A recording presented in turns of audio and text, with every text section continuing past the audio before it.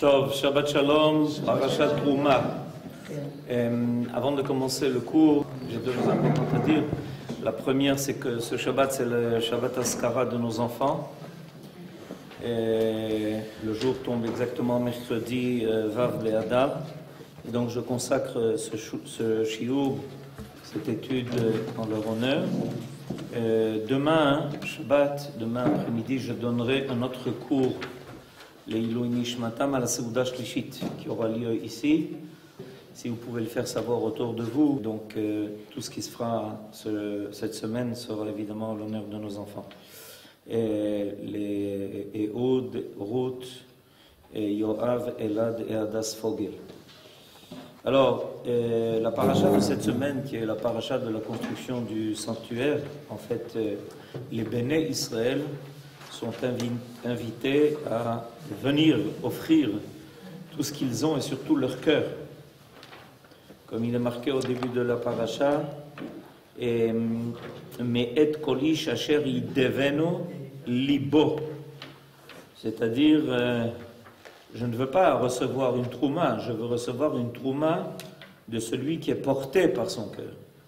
Et on peut même finir par comprendre de ce verset que ce que Akadosh Baruch Hu a surtout réclamé encore plus que l'or, l'argent et le reste, il a demandé le cœur de chacun. C'est-à-dire que le Beth Amikdash, et dans ce cas-là, il s'agit du Mishkan encore, mais ensuite ça sera le Beth Amikdash, et surtout construit du cœur des enfants d'Israël. C'est ça qui est important. Et à la fin des versets que vous avez sous les yeux, qui constituent la première partie de la paracha, il y a une indication qui est très particulière et qui va nous amener le commentaire que vous avez sous les yeux. C'est que après que tous les détails soient donnés de la construction du Mishkan, il faut savoir que tout a commencé par une indication divine qui nous laisse comprendre que, en fait, même en connaissant tous les détails d'architecture et d'artisanal, ce que les artisans devaient faire, finalement, sans être guidés par l'idée divine de la construction du Mishkan, du sanctuaire et du tabernacle, et finalement, ensuite, du Beth Amikdash, ça aurait été quelque chose qu'il aurait été impossible de réaliser. Et le verset qui est fondamental à ce niveau-là, c'est le verset qui conclut cette première partie, le verset 9, Teisha. Kechol asher ani mar'e otcha, et tavnit amishkan, ve'et tavnit kol kelav, vechen ta'asu. Semblable, selon, j'aurais dit, selon tout ce que je t'indique. Kechol asher ani mar'e otcha. Ça nous rappelle la première fois où Dieu s'est adressé à Abraham Avinu pour lui dire Lech lecha, ok, c'est-à-dire qu'Akadosh Baruch Hu lui demande de se mettre en route, et de se mettre en route vers où? Ela aretz asher areka, vers la terre que je te montrerai. C'est-à-dire qu'il n'y a pas une adresse a priori, il y a une conduite divine. Akadosh Baruch Hu est le guide. Ça a été vrai au niveau d'Abraham Avinu pour quitter l'endroit où il se trouvait et rejoindre la terre d'Israël. La terre d'Israël est la terre que Dieu indique. Ça veut dire quoi en fait? C'est que la terre d'Israël n'est pas seulement un endroit qui est défini de façon géographique, mais surtout un endroit où on est guidé par la volonté divine. Ce qui explique que la plupart des gens ne comprennent pas pourquoi ils ont fait leur aliyah. Il y en a même qui, une fois ayant réalisé leur aliyah, se posent la question de savoir pourquoi ils ont fait l'aliyah. Et ça leur prend 10, 20, 30, ça leur prend des années, avant d'essayer de comprendre pourquoi finalement ils l'ont fait. Alors qu'a priori, toutes les données auraient été contre cette décision, et ils l'ont quand même fait. Parce que c'est El Haaretz Asher Areka. Alors, au niveau du Mishkan, il nous est dit à peu près la même chose ici. C'est-à-dire que, évidemment, on a un plan du Mishkan.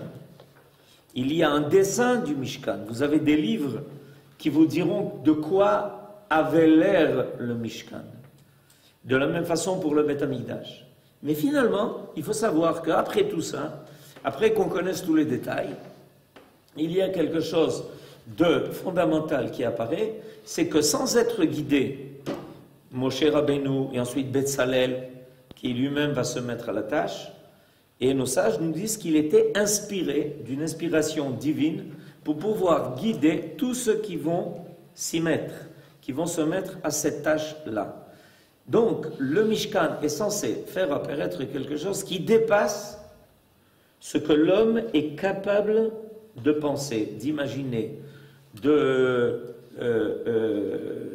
dessiner dans sa tête. Impossible. Pourquoi? Alors c'est ce qu'on va apprendre aujourd'hui. Pourquoi est-ce qu'on a besoin d'être guidé par l'inspiration divine? Nous dit le Rav Munk, tout comme je te montrerai, la construction du tabernacle et la confection de ses multiples composantes représentent une œuvre d'une extrême complexité, en raison des problèmes que bon nombre d'entre elles posaient tant au point de vue architectural que technique et artisanal. Aussi comprend-on qu'un modèle du tabernacle et de ses objets fut présenté à Moshe en une apparition de feu. C'est-à-dire qu'Akadosh Baruch Hu a montré à Moshe Rabbeinu dans le ciel le Mishkan en feu, pour qu'il ait une idée, évidemment, de ce que Dieu attendait des hommes. Mais plus que ça, c'est en fait pour dire qu'en réalité, le Mishkan qui va être construit sur terre, avec toutes les matières qui vont être récoltées, chez tous les béné Israël, l'or, l'argent, la laine, le lin, etc., et tout ça, en réalité, ça c'est le corps, mais il y a une âme. Le Mishkan de feu que Moshe Rabbeinu va voir dans les cieux est l'âme de ce qui finalement va apparaître sur terre. Certaines parties, telles que le candélabre d'or pur, durent lui être montrées 4 fois de suite avant qu'il ne pût en retenir le modèle. C'est-à-dire que la chose était tellement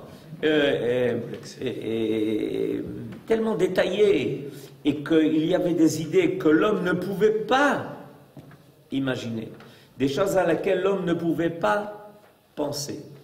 Il y a quelque chose d'extrêmement élaboré, quelque chose de divin. C'est comme si l'homme aurait dû imaginer la création de l'homme. Je vous assure que si l'homme avait dû imaginer la création de l'homme, au maximum, il en aurait fait un robot. Et on comprend la différence entre un homme et un robot. Avec toute la science que l'on peut mettre dans un robot est un robot et un homme est un homme. On ne pourra jamais faire rejoindre les deux, parce qu'il y a une idée divine qui ne peut pas apparaître chez l'homme. Il y a quelque chose de plus. Ce quelque chose de plus, c'est précisément ce qui fait la différence entre ce qui est humain et divin. Dans cette vision sur la montagne, Moshe reçut en outre la révélation de la profonde signification du tabernacle. Le sanctuaire d'en bas, écrit le Zohar, se situe face à celui d'en haut, qui en est l'âme. Et il est construit à son image. Il représente le foyer de sainteté sur terre. Il est l'expression matérielle de l'idéal de sainteté. Et il est la source d'émanation céleste de la sainteté, ce que le corps est à l'âme. C'est-à-dire que le corps de l'homme est capable de refléter d'une certaine façon. On connaît tous la fameuse dracha, que le visage de l'homme en hébreu se dit panim, qui est évidemment le même mot que le mot pnim. C'est-à-dire que l'on peut voir sur le visage de l'homme son intériorité, pnim, panim, pnim. Le corps de l'homme est capable de refléter. Alors c'est pour ça qu'il est capable de refléter des sentiments. Quand quelqu'un est content, quand quelqu'un est heureux, quand quelqu'un est triste, quand quelqu'un souffre, Tout d'un coup, il y a une partie de son corps qui est capable de représenter quelque chose qui n'est pas matériel. Ça va au-delà du matériel. Il s'agit de quelque chose qui transpire à travers son visage. Hapnim derech apanim. Et le Mishkan sur terre, et ensuite le Beth Amikdash, laisse transpirer le côté céleste qui est en lui. Il y a ici quelque chose d'extrêmement fin, sublime. Le rayon réfléchi, renvoyé par le sanctuaire terrestre, se rencontre avec le rayon incident projeté par le sanctuaire céleste. Les Krouvim, par exemple, les chérubins, fixés sur l'arche sainte, avec leurs ailes déployées vers le ciel, incarnent l'élan passionné, la volonté ardente qui doivent animer les créatures à vouloir s'envoler vers les sphères supérieures pour s'y confondre avec la pureté sublime du sanctuaire céleste. Et voir ça, vous savez, en général, on dit que le Kohen Gadol est le seul qui a le droit de rentrer dans le Kodesh HaKodashim, dans le Saint des Saints, pour voir ce spectacle une fois par an, le jour de Yom Kippourim. D'accord ? Mais moi, je vais vous dire qu'il n'est pas seulement, il n'est pas le seul à avoir le droit de ça, il est le seul à pouvoir être confronté à cela. Parce que ce qui se révèle dans le Kodesh HaKodashim, un homme habituel n'est pas capable de pouvoir intégrer une chose pareille. C'est quelque chose qui est tellement divin, qui est tellement total, qui est tellement fort, comme quand un homme rencontre quelque chose qui dépasse sa capacité émotionnelle, ben il quitte ce monde. Il ne peut pas rester. Et ben c'est ce qui risquait d'arriver. Et c'est pour ça que quand le Kohen Gadol rentrait dans le Kodesh HaKodashim, s'il faisait une erreur, il lissait sa vie. Pas parce qu'il a transgressé quelque chose, parce que le cli, le réceptacle, n'était plus capable d'affronter, il n'était plus capable de subir la révélation de cette flamme divine qui se révélait dans le Kodesh HaKodashim. Rencontrer l'Éternel, ce n'est pas une chose qui est évidente. Ce n'est pas une chose qui est facile, il faut le savoir. On risque d'être complètement fondu dans l'Éternel et finalement de ne plus se retrouver. Donc le Kohen Agadol avait toute une préparation en plus à cela. Évidemment, c'est clair, parce qu'il allait, on l'avertissait d'ailleurs. On l'avertissait de ne rien changer, de se confronter et de se conformer exactement à toutes les indications que lui donnait le Sanhédrin, parce qu'il allait se confronter à quelque chose d'extrêmement fort et puissant qui risquait de dépasser sa capacité. Et pendant le deuxième temple, pratiquement toutes les années, le Kohen Gadol y laissait sa vie. Parce qu'il n'avait pas la capacité de pouvoir rencontrer cette révélation. Une fois, nos sages nous ont fait la révélation, par des allusions qu'on ne comprend pas, de ce que le Kohen Gadol rencontrait dans le Kodesh HaKodashim le jour de Yom Kippourim. C'est Rabbi Ishmael ben Elisha, qui était Kohen Gadol, et qui fait partie des 10 sages martyrs, et il nous raconte, on ne comprend pas grand-chose, mais il nous raconte la vision qu'il a eue quand il est rentré dans le Kodesh HaKodashim. Comprenez, il faut être Rabbi Ishmael ben Elisha pour pouvoir affronter une chose pareille. Eh bien, il faut savoir que c'est le principe du Mishkan. C'est-à-dire le Mishkan est là pour permettre sur terre une telle révélation. Il est là pour permettre sur terre une telle révélation. Alors évidemment, tout le monde n'est pas Kohen Gadol, et tout le monde n'est pas Kohanim, mais quand on rentrait dans le Mishkan, on avait ce sentiment extraordinaire qui émanait évidemment du Kodesh HaKodashim. On ne pouvait pas rester indifférent. On était autre chose. On devenait une autre personne. Estelle, vous voulez dire quelque chose? Non. Alors, le tabernacle est le microcosme qui permet à l'homme d'entrevoir la structure du macrocosme et de soulever ainsi un coin du voile qui cache son mystère. Il est composé de 3 parties essentielles. C'est-à-dire que finalement, Akadosh Baruch Hu a décidé de nous faire un cadeau. On a tous envie de connaître le cosmos. On veut avoir une vision cosmologique des choses. Évidemment, l'homme ne peut pas se hisser à ce niveau. Alors il envoie des satellites un peu partout pour essayer de connaître ce qui est mystérieux. Mais évidemment, il n'arrive pas à son but.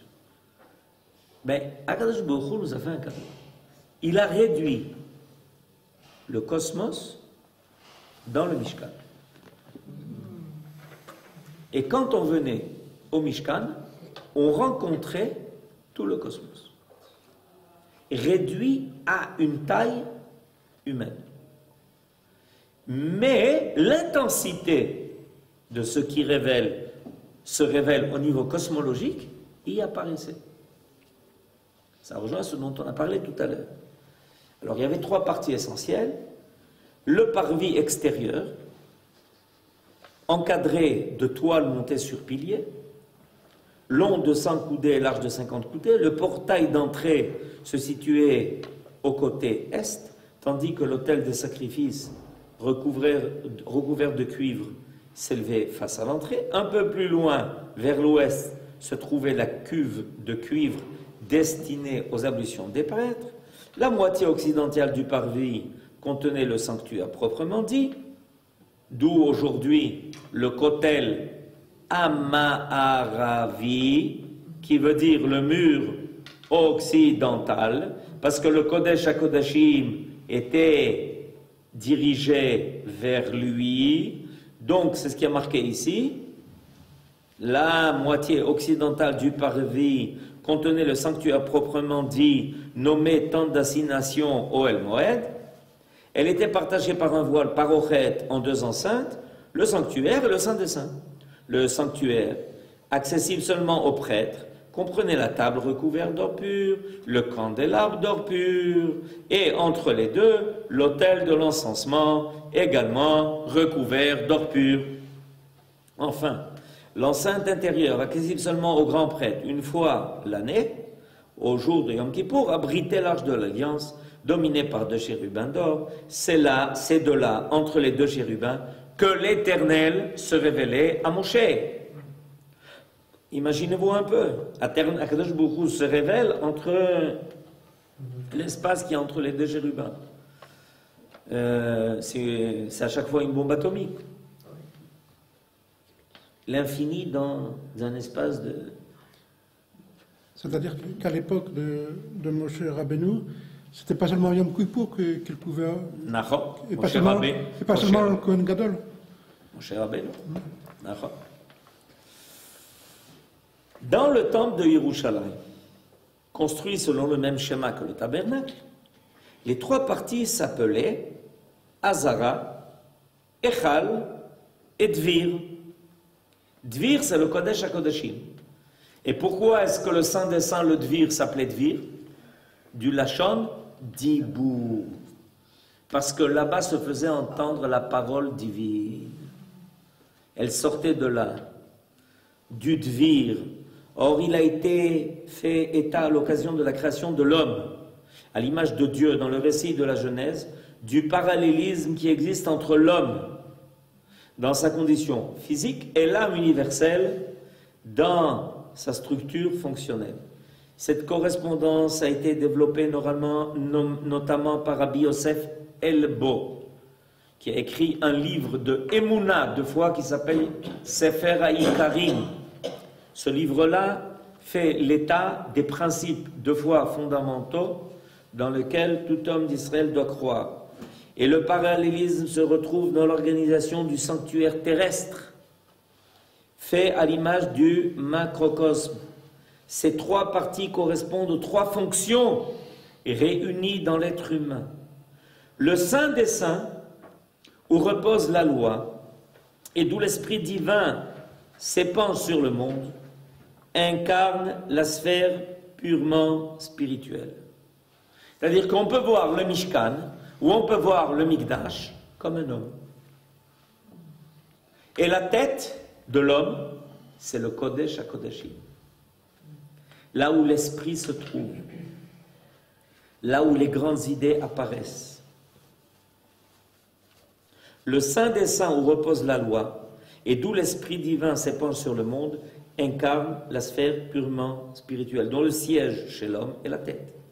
Le sanctuaire, qui groupe la table, le candélabre et l'autel de l'encensement, représente la sphère intermédiaire entre l'esprit et la matière, où se situent les éléments de la volonté, la flamme ardente d'un amour sacré, menorah, s'unissant aux intérêts vitaux, shulchan. Donc d'un côté le candélabre, de l'autre la table sur laquelle étaient offerts les pains, pour offrir à l'Éternel un hommage pur et éthéré, Mizbeach HaKtoret. Alors on peut voir les trois parties aussi de l'homme qui existent à ce niveau-là. L'homme a un cœur, l'homme a un endroit où il se nourrit. Et la nourriture, c'est quoi?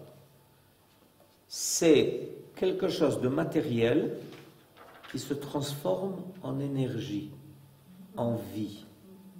D'où l'importance, évidemment, de faire attention à ce que l'on consomme. Et finalement, de là, sort quelque chose qui s'élève vers Dieu, comme le souffle qui sort de l'homme. Vous savez, quand il fait froid et qu'on fait comme ça, on voit tout d'un coup une colonne qui sort de l'homme et qui s'élève vers le haut, comme le Hamoud Aktoret, comme l'encens qui montait vers Akadosh Baruch Hu. On a ici donc la même image. Cette zone centrale correspond dans l'organisme humain à celle de la poitrine, où le cœur assure la vitalité sous l'impulsion des facteurs rationnels et affectifs. Enfin, le parvis extérieur qui comprend l'autel des sacrifices, où le sang s'écoule et où la chair se consomme, et la figuration du monde et des parties inférieures du corps. Les trois divisions du sanctuaire reflètent ainsi les sphères d'émanation dans leur évolution successive, allant de l'esprit pur jusqu'au monde matériel, de la tête de l'homme jusqu'à ses propres pieds qui se tiennent debout sur la terre. Et à partir de là, on peut comprendre que ce schéma contient le principe de base de l'édifice du macrocosme. Quant à la comparaison avec l'organisme de l'être humain, elle a été développée notamment par le Rav Saadia Gaon, cité par le Rav Ibn Ezra, puis reprise ensuite par Rabbeinu Bechaye, par le Shla Kadosh. Cependant, rajoute le Rav Horowitz, qui est l'auteur du Shla Kadosh, la signification précise de chaque objet et de chaque détail concernant le tabernacle et le culte nous demeure cachée. Elle n'a été révélée qu'à des êtres d'élite, tels que Rabbi Shimon Bar Yochai et à ses collègues qui vivaient en des sphères supérieures.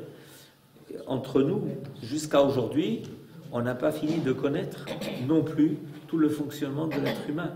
De la même façon qu'on n'arrivera pas jusqu'au bout, parce qu'il y a quelque chose de divin qui nous dépasse, quelque chose de divin qui est transcendant, tout ce que nous essayons de faire et de réaliser, de comprendre. Il faut savoir qu'au niveau de l'être humain aussi, il y a quelque chose qui nous échappe.